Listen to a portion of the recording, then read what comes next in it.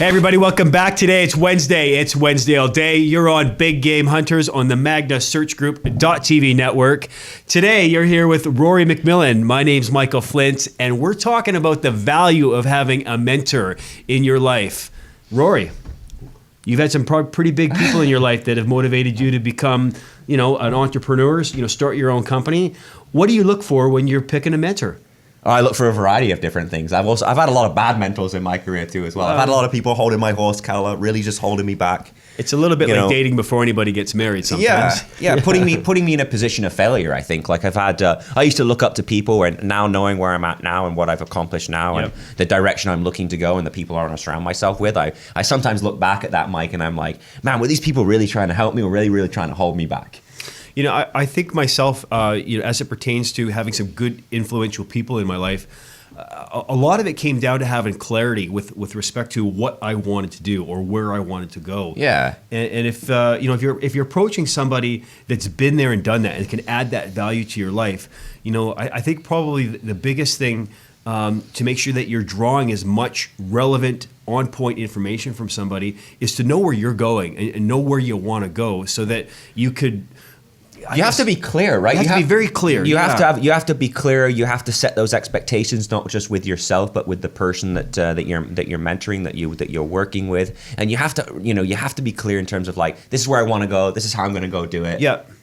And I would really appreciate and support your guidance on helping me get there. But at the end of the day, it's still perspective, because they're giving you their insights and their perspective. You still have to kind of take the best practices, absorb it, and still be true to your dream, your vision, what it is that you want to accomplish, because it's their learnings that can maybe kind of shorten the gap between where you are today and where you want to go, but you don't have to follow the same path. Yeah, you follow your path at the same time, right? Yeah, because I think that's a great point you bring up there. A lot of people that look for mentorship or a business coach in your life, and don't get me wrong, mentors and business coaches are one of the most valuable people that you can have in your career as an entrepreneur or in your career looking to grow and develop.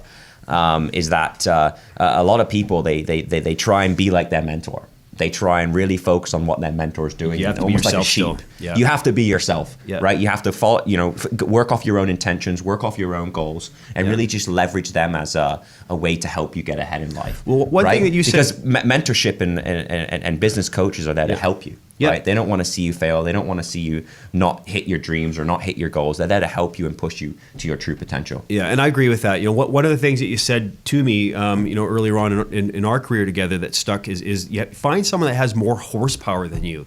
Yeah, just kind of like more oomph. Yeah. Well, we're on the same page there. We're on the same page. More oomph. He means more oomph. He means more fire. He means someone that's willing to put the foot down on the gas and really drive forward, right? It's hard to take, suggestions, recommendations, or advice from someone who hasn't got to where you want to be. You need to follow people that, have accomplished great things, that has built a portfolio, whether, you're looking to learn more about real estate investment, you're looking to learning about how to leverage your money, you're looking to grow yourself as an entrepreneur, right? It's very difficult and challenging to take advice from someone that hasn't accomplished or has built a name for themselves in what you want to learn, right? Yeah.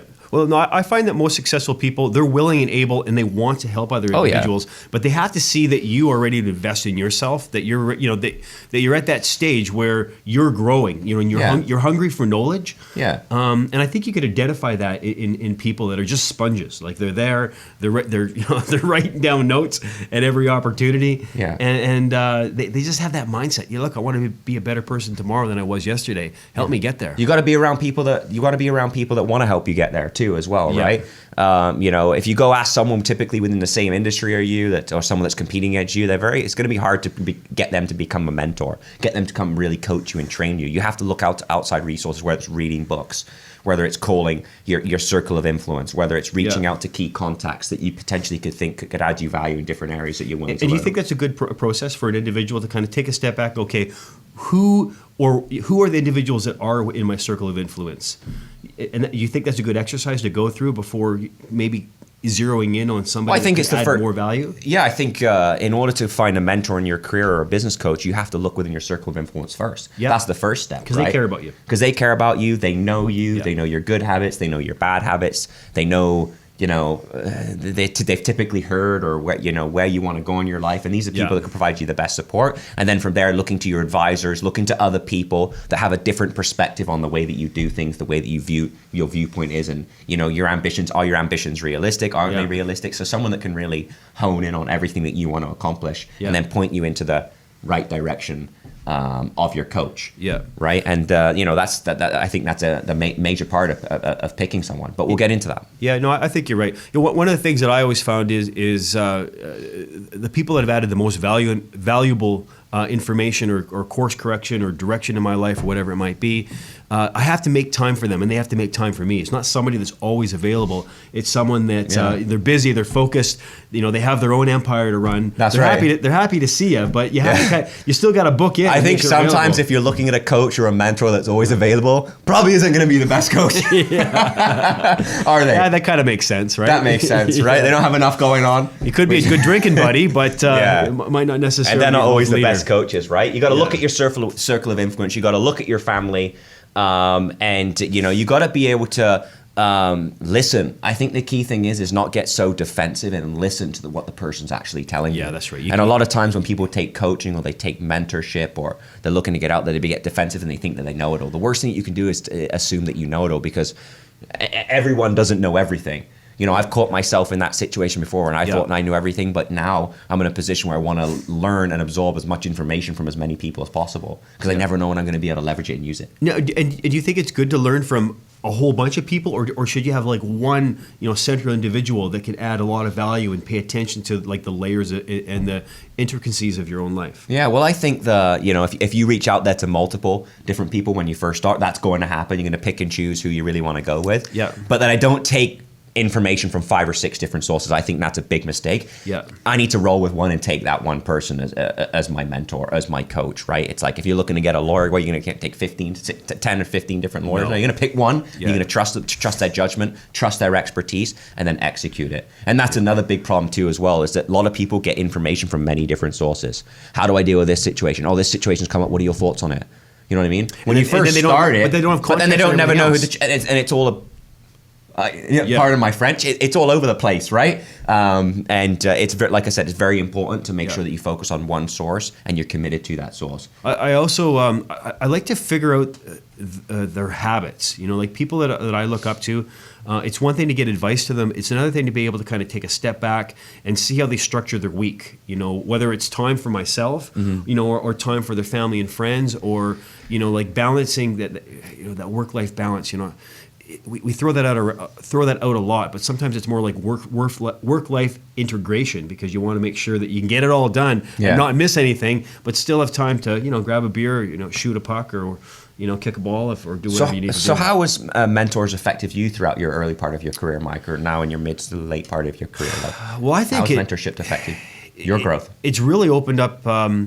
It's really opened up opportunity for me, to be honest with you. At a very young age, I was involved in a 5-diamond property. It was a flying destination resort, and I found myself in hotel management. By having some really good people, recognize, I guess, probably my work ethic and enthusiasm. Yeah. And then it transitioned into a men's apparel opportunity, which I fell into as well. And again, energy, leadership, opportunity, and then kind of the drive to follow through and the excitement. And it was very rewarding for me.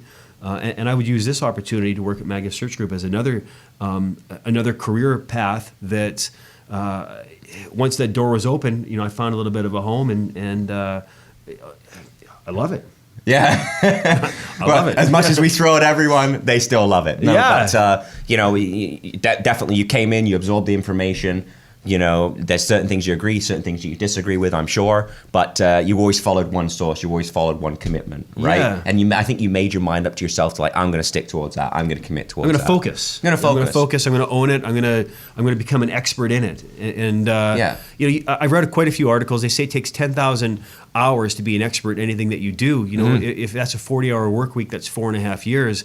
And I'm trying to become an expert in 2 years. So That's let's right. do it. We're trying to become experts in weeks, right? Yeah, totally. Depending on who we're speaking to, 90-hour and work depending on the weeks. industry. You need to do a 90-hour work Oh, week yeah. to shorten that gap. Because the only thing that's going to go by is time. That's right. Right? It's fast. It's the only thing you can't get back. So we want to help you guys. We want to help you guys get ahead. That's why we're doing this podcast each and every week on the Big Game Hunters Network. Make sure you check us out on Friday. We're bringing you a hot spotlight show. Michael Flint, Rory McMillan. See you next week. Thanks, guys.